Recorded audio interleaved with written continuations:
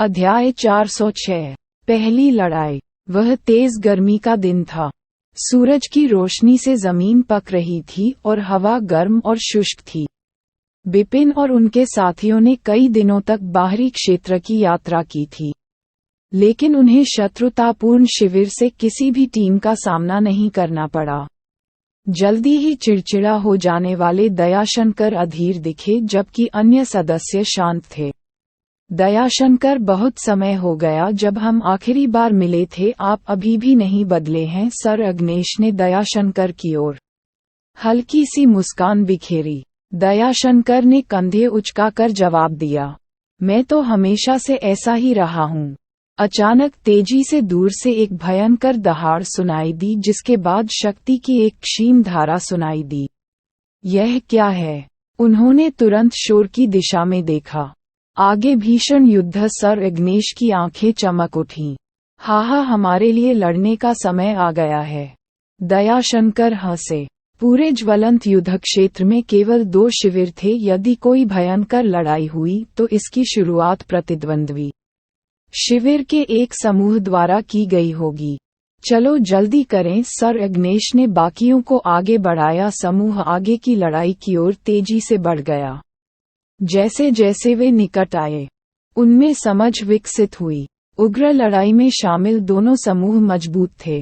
हालांकि एक पक्ष ने 2 सदस्यों को खो दिया था और एक बड़े नुकसान में लग रहा था। ये दस्ता बिपिन और उसके साथियों की दिशा में दौड़ने लगा। गुंजन। इस दल के नेता, एक भूरे बालों वाले व्यक्ति को सुखद आश्चर्य हुआ जब उसने बिपिन के समूह को आते देखा। हम एक ही शिविर में हैं। कृपया मुझ पर एक कृपा करें, भूरे बालों वाले व्यक्ति ने कहा। सर अग्नेश ने भूरे बालों वाले आदमी से मार्क्विस कैंग्यू के दस्ते की ओर देखा। उन्होंने ठीक में सिर हिलाया। जाना। सर अग्नेश ने विवेकपूर्वक अपना आदेश जारी किया। बिपिन, दयाशंकर और अन्य कमांडरों ने मार्क्विस कैंग्यू के दस्ते की ओर प्रस्थान किया। भूरे बालों वाला आदमी फिर से लड़ाई में शामिल होने के लिए मुड़ा। अरे, धधकते रणक्षेत्र में ये हमारी पहली लड़ाई है। हमें जीतना है। दयाशंकर ने होंठ चाटे। आंखें उत्सुक थीं। बिपिन ने मार्क्विस कैंग्यू दस्ते पर विचार किया। उनका नेता सियान कपड़े पहने एक युवा व्यक्ति था जो बुराई फैलाता था। जब उसे एहसास हुआ कि वह नवागंतुकों के प्रतीकों को महसूस नहीं कर सका तो उसका चेहरा उतर गया। धिक्कार है। मार्क्विस पियाउजू का एक और दस्ता। जब वह अपने दस्ते को इशारा कर रहा था तो उस युवक की आंखें नम थीं। अब जाओ। उनके दस्ते ने बात मानी और पीछे हट गए। उनका दस्ता 8 लोगों से अधिक के दस्ते से लड़ने के लिए पर्याप्त मजबूत नहीं था। उनमें 2 दस्तों से निपटने की क्षमता नहीं थी।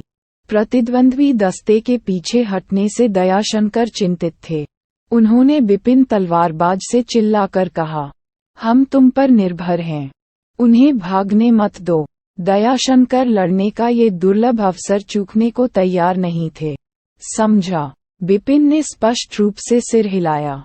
चूंकि मार्क्विस कैंग्यू दस्ता बिपिन के करीब था, इसलिए उन्हें तुरंत उसकी तलवार के दायरे का प्रभाव महसूस हुआ और उन्हें दबा दिया गया। क्या? मार्क्विस कैंग्यू विशेषज्ञ आश्चर्यचकित थे, क्योंकि उनके आंदोलन में बहुत बाधा आ रही थी। ऐसा लग रहा था मानो वे कीचड़ में फंस गए हों। सर अग्नेश और उनके साथी खुश थे। तलवारबाज ने अच्छा काम किया। सर अग्नेश ने बिपिन की प्रशंसा की। वे अपने विरोधियों का शिकार करने लगे। बकवास। मार्क्विस कैंग्यू विशेषज्ञ घबरा गए, लेकिन वे केवल सर अग्नेश के क्वाड की प्रगति का विरोध करने की पूरी कोशिश कर सके। जैसे ही उन्होंने जवाबी हमले शुरू किए, उन्हें एहसास हुआ कि तलवार दायरे पर भी उनकी ताकत को दबाने का प्रभाव था। ये कैसा अजीब कौशल है। प्रतिद्वंद्वी दल का नेता भयभीत लग रहा था। स्वॉर्ड रियल्म की मदद से बिपिन और उनके साथियों ने अपने विरोधियों पर बढ़त हासिल कर ली। इसके अलावा 2 दस्तों की कुल ताकत मार्क्विस कैंग्यू दस्ते से कहीं बेहतर थी, इसलिए वे बाद वाले को आसानी से मात देने में सक्षम थे। मार्क्वेस कैंग्यू टीम कुछ समय तक टिके रहने में सफल रही। फिर उन्होंने मैदान खोना शुरू कर दिया। भागो, अलग दिशा में भागो। प्रतिद्वंद्वी दस्ते का नेता चिल्लाते हुए गंभीर दिख रहा था। सर अग्नेश और भूरे बालों वाले व्यक्ति ने उसके भागने को रोक दिया था। टीम लीडर होने के नाते वे तीनों चरण 2 के शिखर पर थे और उनके पास 2 मूल चिन्ह थे। हालांकि प्रतिद्वंद्वी दल के नेता को तलवार क्षेत्र के प्रभाव में रहते हुए 2 नेताओं से लड़ना पड़ा। उन्हें आसन मौत का सामना करना पड़ा। आप भाग नहीं सकते। दयाशंकर ने उन्मादी उत्तेजना से चमकती हुई तिरछी आंखों से अपने साथियों के साथ मिलकर प्रतिद्वंद्वी विशेषज्ञों का पीछा करना जारी रखा। मार्क्वेस कैंग्यू विशेषज्ञ तलवार दायरे के प्रभाव से भयभीत थे और वे भागने में असमर्थ थे। लेकिन ठीक इसी वक्त, हाहा सर अग्नेश, आप बहुत भाग्यशाली हैं। पूरा क्षेत्र ठहाकों से गूंज उठा। पास ही एक दस्ता दिखाई दिया। मार्क्वेस कैंग्यू विशेषज्ञ निराशा में थे। जो दस्ता अभी सामने आया था वह भी मार्क्वेस पियासू कैंप से था। इस दस्ते ने पहले बिपिन और उसके साथियों के साथ लड़ाई की थी। उनके नेता कौशिक थे, जिनके मन में सर अग्नेश के प्रति द्वेष था। कौशिक सर को देखते ही अग्नेश का चेहरा काला पड़ गया। उनकी टीम इस लड़ाई को जीतने की कगार पर थी। जब उनके प्रतिद्वंद्वी मारे जाते तो वे लड़ाई की उपलब्धियों को साझा करते। अब जब कौशिक अपनी टीम के साथ सामने आए थे तो यह उनके लिए अच्छा संकेत नहीं था। अध्याय 407 तलवारबाज का क्षेत्र। कौशिक, आप यहाँ क्यों हैं? सर अग्नेश ने बर्फीले स्वर में पूछा। मैं यहाँ आपकी मदद करने के लिए क्यों आया हूँ? कौशिक ने व्यंग्य किया। मुझे आपकी मदद की जरूरत नहीं है। बेहतर होगा कि आप तुरंत चले जाएं। सर अग्नेश ने कहा। हे, यह आपके ऊपर निर्भर नहीं है। कौशिक हंसे। उन्होंने अपनी टीम को इशारा किया। कार्रवाई करें। कौशिक और उसके लोग मार्क्वेस कैंग्यू के दस्ते की ओर दौड़ पड़े। धत तेरी की।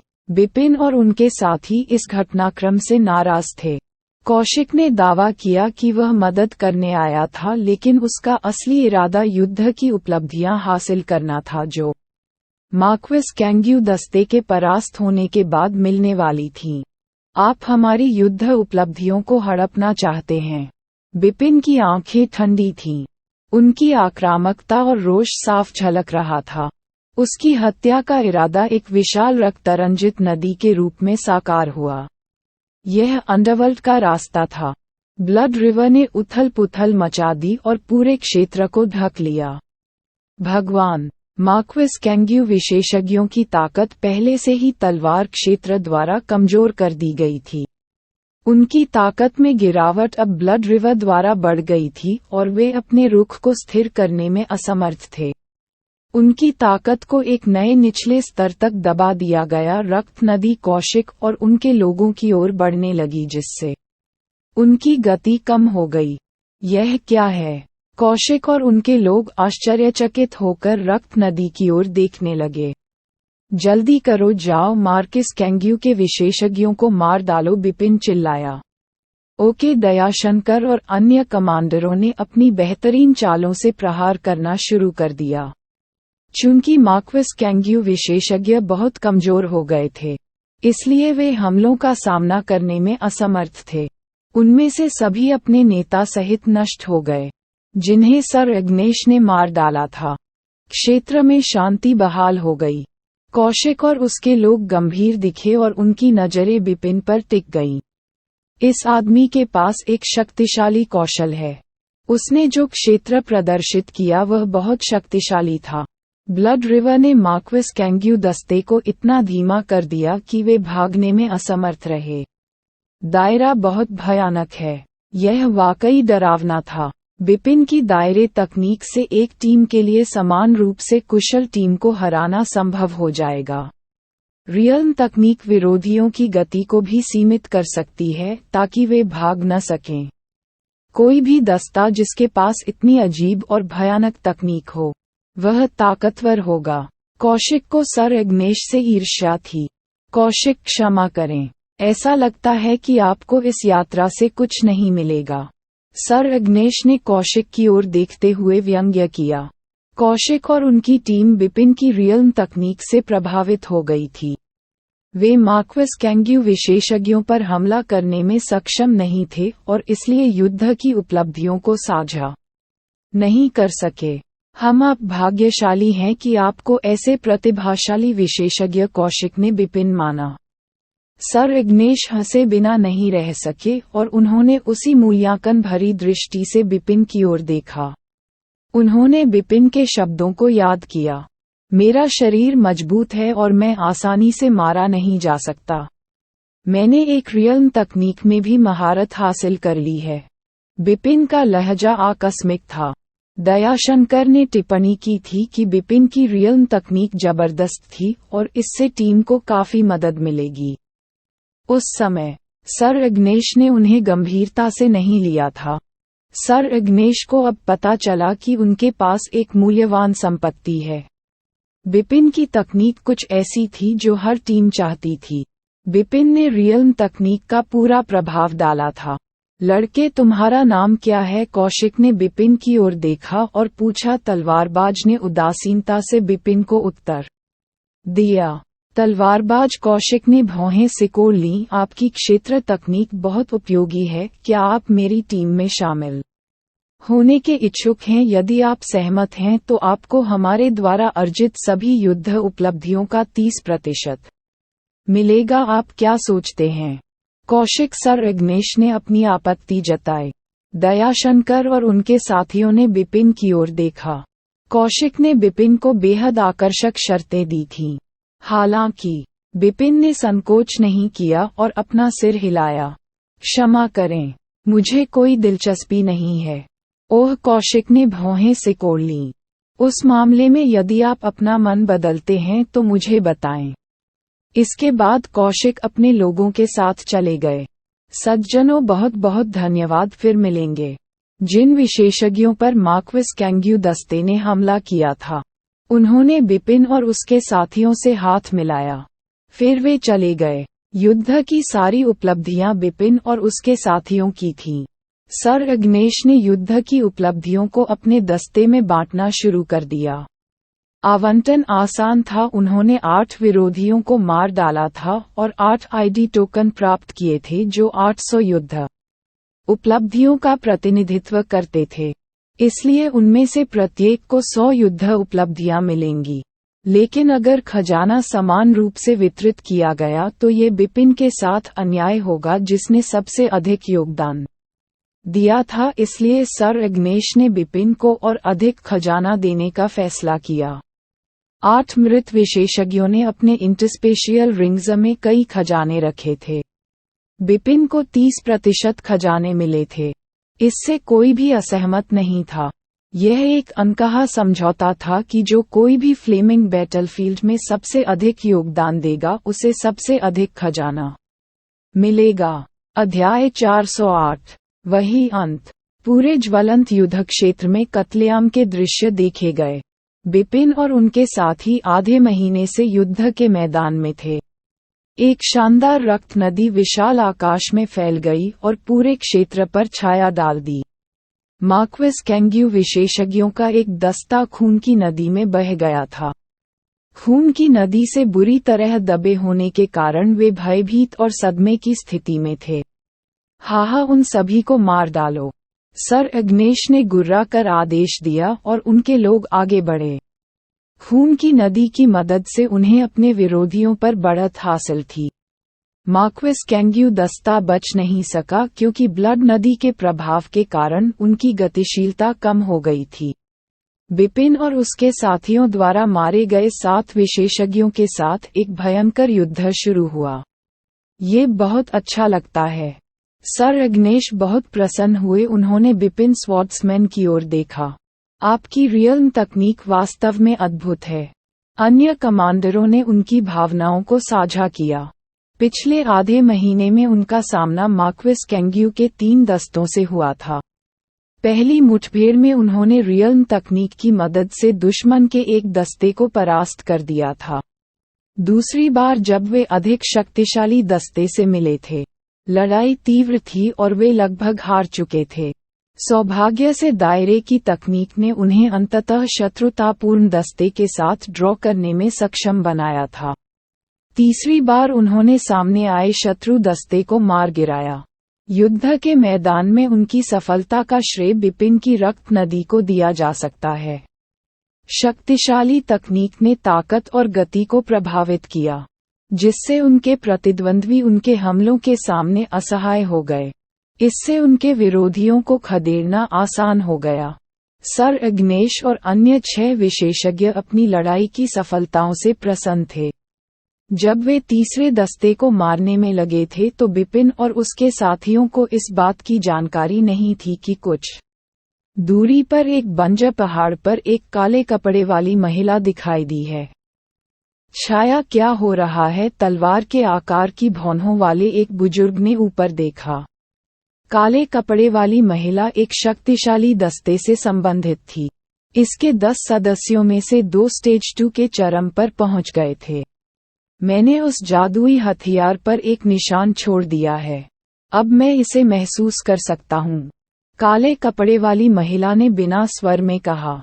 ओह, बुजुर्ग ने जवाब दिया, आंखें चमक रही हैं। इसका मतलब है कि जिस व्यक्ति को मैंने जानबूझकर छोड़ा था, वह ज्वलंत युद्ध क्षेत्र में लौट आया है। हाँ, मुझे ऐसा लगता है, काले वस्त्र वाली महिला ने सिर हिलाया। ऐसा लगता है कि हमें और अधिक युद्ध उपलब्धियां मिलेंगी। बुजुर्ग मुस्कुराया। उसने अपने बगल के एक विशेषज्ञ को आदेश जारी किया। कैलाश को अपना दस्ता लाने के लिए कहा। हाँ, विशेषज्ञ ने उत्तर दिया और संदेश देने के लिए चला गया। आधे दिन बाद 10 विशेषज्ञों की एक टीम पहुंची। उनका नेतृत्व अनियंत्रित बालों वाला एक क्रूर दिखने वाला व्यक्ति कर रहा था। बुजुर्ग मुस्कुराए। कैलाश मेरे भाई, हम एक पोटली बनाएंगे। एक बंडल। कैलाश को आश्चर्य हुआ कि क्या यह वही आदमी है जिसे हमने छोड़ा था। हाँ, यह वही है। बुजुर्ग ने मुस्कुराते हुए सिर हिलाया। जब मैंने उसे जाने दिया तो मैंने अनुमान लगाया कि वह वापस आ जाएगा, जैसा कि मुझे उम्मीद थी। इस बार मुझे यकीन है कि वह अपने साथ एक दस्ता लेकर आया होगा। कैलाश मुस्कुराया। अच्छा, हम किसका इंतजार कर रहे हैं? चलो अभी चलते हैं। जल्दी मत करो। छाया ने उन पर निशान छोड़ दिया ताकि वे हमसे बच न सकें। हमें जल्दबाजी करने की जरूरत नहीं है, बुजुर्ग ने हंसते हुए समझाया। आपको सावधानी बरतने की जरूरत है। हाल ही में बाहरी क्षेत्र में शांति नहीं रही है। कई दस्ते बिना किसी निशान के गायब हो गए हैं। उन्हें दूसरों ने मार डाला होगा। उनके नक्शे कदम पर न चलें। छाया ने भौहें चढ़ाते हुए कहा। हमारी दोनों टीमें मजबूत हैं, क्या हमें चिंता करने की जरूरत है? इसके अलावा हमने ऐसा कई बार किया है। इससे हमारे लिए प्रबंधन करना आसान हो जाएगा, बड़े ने व्यंग्य किया। स्टेज 2 के शिखर पर 3 विशेषज्ञों सहित 2 दस्ते पहाड़ से रवाना हुए और वे बिपिन और उनके साथियों की ओर बढ़े। बिपिन और उसके साथी धीरे धीरे आकाश में उड़ गए। उनके साथी जश्न के मूड में थे क्योंकि पिछले आधे महीने में उन्होंने बहुत कुछ हासिल किया था। हालांकि बिपिन दुविधा में थे। लड़ाई के दौरान उसने खुद को निर्विरोध महसूस किया था। वह उच्च स्तर के विशेषज्ञों के खिलाफ खुद को परखने के लिए युद्ध के मैदान में आया था। बाहरी क्षेत्र के दस्तों में आमतौर पर स्टेज 2 के विशेषज्ञ शामिल होते थे, जो उसके लिए बहुत कम खतरा पैदा करते थे। बिपिन अधिक शक्तिशाली विशेषज्ञों से लड़ने के लिए आंतरिक क्षेत्र में प्रवेश करने के लिए उत्सुक था। जैसे ही बिपिन गहन चिंतन में डूबा, क्षितिज पर 10 काली आकृतियां दिखाई दीं। कोई आ रहा है, समूह का नेतृत्व कर रहे राकेश ने चेतावनी दी। बाकियों ने देखने के लिए अपना सिर उठाया। वे अपने सामने आ रही आकृतियों को देखकर आश्चर्यचकित हो गए। जल्द ही उन्हें एहसास हुआ कि उनके पीछे अन्य 10 आकृतियां दिखाई दीं। क्या इन लोगों की अचानक उपस्थिति ने समूह को चौंका दिया? सर अग्नेश ने आने वाले दस्ते के नेता को घूर कर देखा और जब उन्हें एहसास हुआ कि यह कौन है तो वह चौंक गए। राकेश और विभोर भी अवाक रह गए। वह वे हैं। सर अग्नेश, राकेश और विभोर ने ग्रुप को पहचान लिया।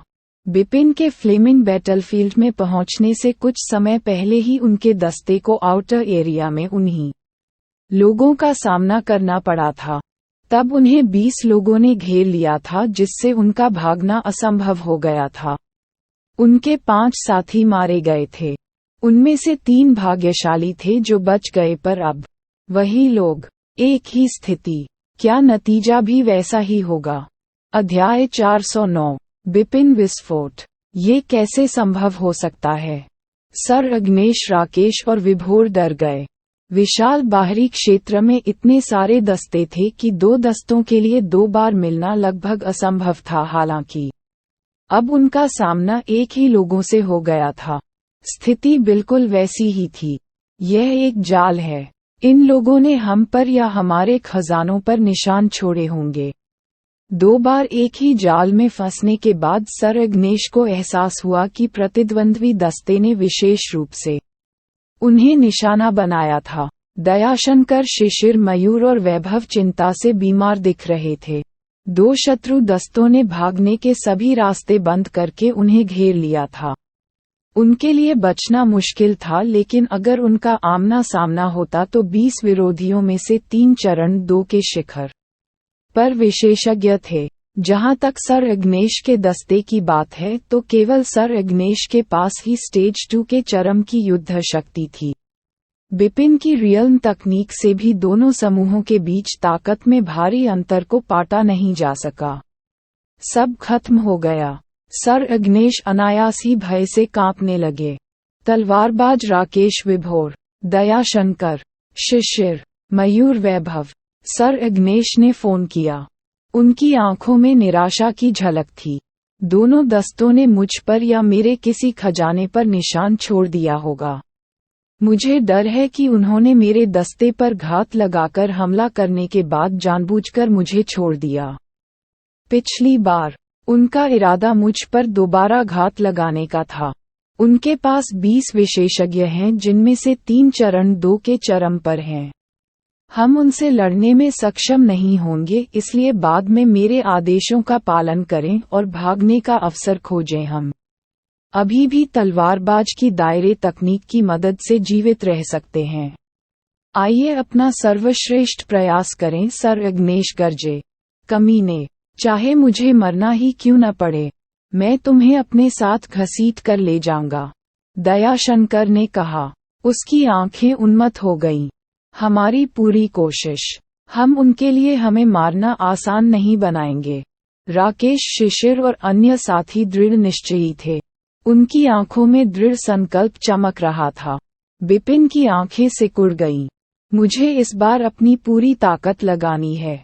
2 शत्रुतापूर्ण दस्ते बिपिन के पास पहुंचे और उनके साथियों को उन्होंने घेर लिया। तलवार के आकार की भौहों वाले बुजुर्ग ने अपने विरोधियों की ओर देखा और उपहास किया। मैंने पिछली बार बड़ी मछली पकड़ने के लिए उन्हें जाने दिया था। अब अपना कांटा वापस लेने का समय आ गया है। पीक ऑफ स्टेज 2 के विशेषज्ञ, एक मोटे मध्यम आयु वर्ग के व्यक्ति ने कहा। ठीक है, हम वही तरकीब दोबारा इस्तेमाल नहीं कर सकते। हमें दया दिखाने की जरूरत नहीं है। आइए उन सभी को मार डालें। तलवार जैसी भौहों वाले बुजुर्ग ने बर्फीली आवाज में जवाब दिया। आइए इसे करें। दोनों शत्रु दस्तों ने बड़े के आदेश का पालन किया और आगे बढ़ गए। Boom boom boom. बिजली की तेज लहरें पूरे क्षेत्र में फैल गईं और जमीन हिल गई। 20 विशेषज्ञ सभी दिशाओं से बिपिन और उसके साथियों की ओर बढ़े। उनमें से अधिकांश की आंखों में बुखार के भाव थे। कुछ हमलावर जोर जोर से चिल्लाने लगे। तलवारबाज, अपना दायरा दिखाओ सज्जनों, आओ लड़े। सर अग्नेश ने बमुश्किल अपनी आवाज में हताशा छिपाते हुए कहा। लड़ाई शुरू हो गई। 8 विशेषज्ञों की टोली से एक भयानक तलवार सार अचानक फूट पड़ा।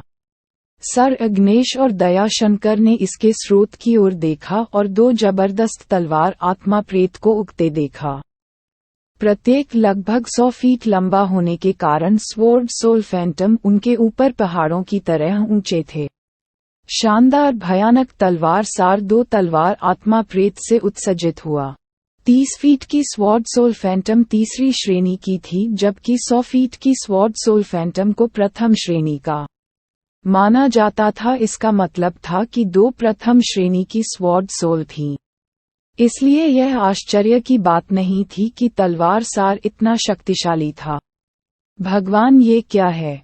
तलवार आत्मा प्रेत। सर अग्नेश, दयाशंकर, शिशिर, मयूर एवं अन्य साथी स्तब्ध रह गए।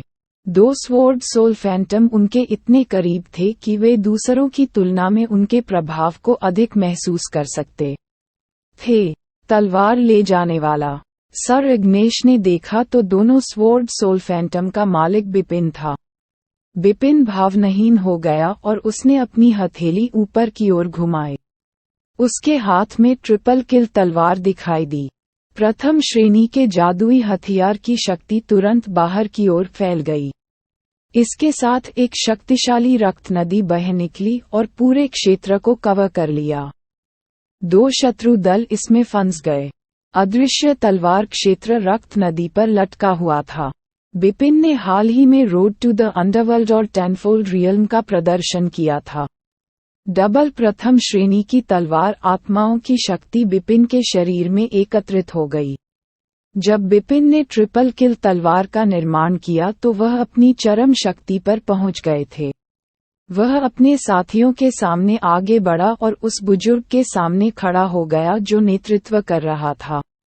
बिपिन ने अपनी ट्रिपल किल तलवार को बेरहमी से लहराया। हमला शांत था और उसके साथ न तो तलवार की रोशनी थी और न ही छाया। फिर भी तलवार के आकार की भौहों वाले बुजुर्ग और उसके दस्ते को विनाश की आसन भावना महसूस हुई। धत तेरी की! बुजुर्ग ने दो स्वॉर्ड सोल फैंटम को पहचान लिया था। ब्लड रिवर ने भी उन पर बहुत दबाव डाला। बिपिन के प्रहार से बुजुर्ग का खून ठंडा हो गया। चलो जल्दी से उसे एक साथ रोके, तलवार के आकार की भौहों वाला बुजुर्ग चिल्लाया। उनके लोगों ने अपनी सर्वश्रेष्ठ हत्याकारी चालें प्रदर्शित करना शुरू कर दिया। तलवार जैसी भौहों वाले बुजुर्ग और मोटे अधेड़ उम्र के व्यक्ति ने भी अपनी पूरी ताकत लगा दी। तथापि शुआ! एक अदृश्य लहर ने चमकदार धूप में एक फीकी चमक बिखेर दी।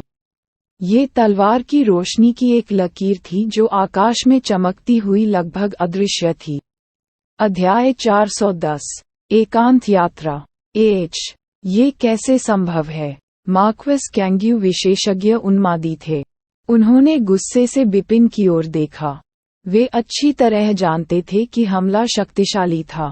इस झटके से बुजुर्ग ने अपनी आंखें चौड़ी की और बड़बड़ाते हुए मुंह से खून उगल दिया। मोटे अधेड़ उम्र के आदमी को छोड़कर उसके सभी लोग भयभीत थे। कुछ के शरीर दो टुकड़ों में बंट गए थे। कुछ के जादुई हथियार टूट गए थे। कुछ के सिर धड़ से अलग हो गए थे या उनके अंग टुकड़े टुकड़े हो गए थे। उनके 8 लोग गिर गए जबकि वह मोटा अधेड़ व्यक्ति गंभीर रूप से घायल हो गए। ये केवल एक ही हड़ताल थी। वह स्टेज 3 में है। तलवार के आकार की भौहों वाला बुजुर्ग आश्चर्यचकित होकर सोच रहा था। बिपिन का हमला सामान्य स्टेज 3 विशेषज्ञ की तुलना में अधिक शक्तिशाली था।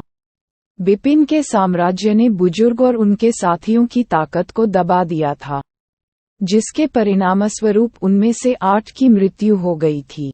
स्टेज 3 के विशेषज्ञ विशाल बाहरी क्षेत्र में दुर्लभ हैं। मैं एक में कैसे पहुंच गया?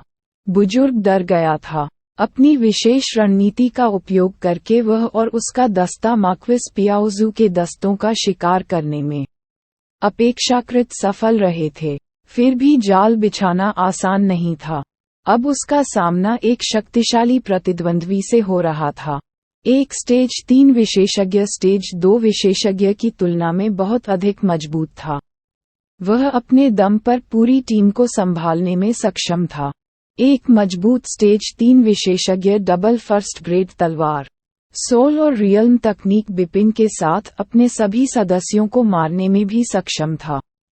युद्ध की ताकत की तुलना अधिक शक्तिशाली स्टेज 3 विशेषज्ञ से की जा सकती है, इसलिए वह 8 विरोधियों को आसानी से मारने में सक्षम था। हुश! ब्लड नदी के पार एक बिजली चमकी और बुजुर्ग और मोटे अधेड़ उम्र के आदमी के सामने आ गई तलवार की रोशनी की 2 धारियां कट गईं। तलवार की आत्माओं की शक्ति की सहायता से तलवार की रोशनी हवा में घुस गई और उन 2 विरोधियों की ओर बढ़ गई जिन्होंने हमले को रोकने की कोशिश की थी, हालांकि वे बिपिन से बहुत कमजोर थे। छी छी! तलवार की रोशनी की 2 धारियां आसानी से उनके शरीर में प्रवेश कर गईं। बिपिन ने अभी अभी सभी 10 विरोधियों को मार गिराया था। बर्बरीक ने बिपिन के दूसरे दस्ते के नरसंहार को देखा और तुरंत अपने लोगों के साथ जल्दबाजी में पीछे हट गया। बुजुर्ग और मोटे अधेड़ उम्र के आदमी को भेजने के बाद बिपिन को एहसास हुआ कि वह दूसरे दस्ते का शिकार नहीं कर सकता क्योंकि वे गायब हो गए थे। इलाके में शांति बहाल हो गई। बिपिन के साथियों ने घटनाएं देखी थीं और वे सदमे में थे। बिपिन ने अपनी आभा वापस ले ली। 2 तलवार आत्मा प्रेत और रक्त नदी धीरे धीरे नष्ट हो गईं। बिपिन उनके पास चला गया। तलवारबाज सर अग्नेश ने अवाक होकर बिपिन को देखा। यह एक गहन लड़ाई थी और इसने कई लोगों का ध्यान आकर्षित किया होगा। चलो अभी छोड़ें और बाद में बात करें, बिपिन ने सुझाव दिया। ठीक है, सर अग्नेश ने सिर हिलाया। दस्ता चला गया। आधे दिन के बाद वे एक पहाड़ पर रुके। हा तलवारबाज, आप अद्भुत हैं। दयाशंकर, जिनके बिपिन के साथ अच्छे संबंध थे, ने उन्हें जोर से गले लगाया। तलवार ले जाने वाला, तलवार ले जाने वाला।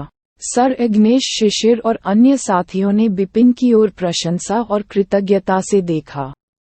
वे मौत से लड़ने के लिए तैयार थे। अप्रत्याशित रूप से बिपिन ने बुजुर्ग के दस्ते के सभी सदस्यों को मार डाला था। मुझे इसके बारे में सोचना चाहिए था कि एक विशेषज्ञ जो रियल्म तकनीक का मालिक है वह केवल स्टेज 2 पर कैसे हो सकता है। सर अग्नेश ने कहा कि स्वॉर्ड सोल फैंटम हमेशा से कुछ ऐसा रहा है जिसकी हम आकांक्षा करते थे। स्वॉर्ड सोल फैंटम के विषय पर अन्य विशेषज्ञ अपनी प्रशंसा रोक नहीं सके। आत्मबल शक्तिशाली तो था लेकिन अजीब था। ये संत क्षेत्र के 3 अंतिम चरणों, प्रकृति विरोधी स्तर से भी ऊंचा एक स्तर था। प्रकृति विरोधी स्तर का एक विशेषज्ञ एक क्लाउड दायरे के विशेषज्ञ से ज्यादा कमजोर नहीं था। ऐसा इसलिए था क्योंकि उन्होंने जागृत आत्मा से शक्ति प्राप्त की थी। बिपिन ने डबल प्रथम श्रेणी की तलवार आत्माओं को जागृत किया था और वह बहुत ईर्ष्या का विषय होगा। आपके पास महान युद्ध शक्ति है, हालांकि आपने किसी भी मूल चिन्ह को संघनित नहीं किया है। जब आप ऐसा करते हैं तो आपकी ताकत तेजी से बढ़ जाएगी। तब आप प्रकृति विरोधी स्तर पर विशेषज्ञों के समान मजबूत हो सकते हैं। यदि आप अधिक मूल चिन्हों को संघनित करते हैं तो आप लॉर्ड्स के साथ पकड़ लेंगे, सर अग्नेश ने कहा। ईर्ष्या, तलवारबाज, तुमने अपनी ताकत अच्छे से छुपाए। बहुत शक्तिशाली। बाकियों ने भावुकता से आह भरी। बिपिन मंद मंद मुस्कुराए लेकिन उनकी अभिव्यक्ति जल्द ही गंभीर हो गई। सर अग्नेश, सज्जनों, मुझे आपसे कुछ कहना है। दयाशंकर और अन्य लोगों ने बिपिन की ओर देखा। बिपिन ने कहा, मैं इनर एरिया में अकेले जाना चाहता हूँ। उसके साथियों ने एक दूसरे से नजरें मिलाईं और हंसे। हम सभी ने अनुमान लगा लिया है कि आप क्या चाहते हैं, सर अग्नेश ने मुस्कुराते हुए कहा। चरण 3 की युद्ध शक्ति रखने वाले सभी विशेषज्ञ ज्वलंत युद्ध क्षेत्र में अकेले यात्रा करते हैं और उनमें से अधिकांश आंतरिक क्षेत्र में रहेंगे। केवल चरण 2 के हम विशेषज्ञ टीम बनाकर बाहरी क्षेत्र में रहते हैं। क्षेत्र, आपकी युद्ध शक्ति के आधार पर आप स्टेज 3 के विशेषज्ञ से भी अधिक मजबूत हैं। इनर एरिया आपके लिए सही जगह है। सर अग्नेश और अन्य लोग बिपिन के फैसले से आश्चर्यचकित नहीं थे।